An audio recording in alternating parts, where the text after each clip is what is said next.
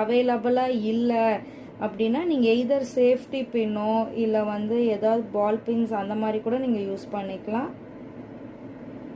So அதே மாதிரி இங்கே எக்ஸ்ட்ரா 2 ஸ்டோன்ஸ் இருக்குது, அதையுமே நம்ம எடுத்து விட்டுறோம். ஸோ நம்ம இப்போ இதில் எப்படி ஸ்டிக்கர் ஷீட்டில் ட்ரான்ஸ்ஃபர் பண்ணுறதுன்னு பார்க்கலாம். ஸோ இப்போ போர்டை பிளேஸ் பண்ணிட்டோம். போர்டை பிளேஸ் பண்ணதுக்கப்புறம் ஸ்டிக்கர் ஷீட் எடுத்துக்கணும். ஸ்டிக்கர் ஷீட் பார்த்தீங்கன்னா இது ஒரு சின்ன டிசைன். ஸோ நான் ஃபுல்லாகவே எடுத்துக்கிறேன். இல்லைன்னா நான் எப்பவும் சொல்கிற மாதிரி ஜஸ்ட் ஒரு 1 சென்டிமீட்டர் அளவுக்கு இந்த ஒயிட் ஷீட்டை மடக்கி விட்டுட்டு இந்த எண்டை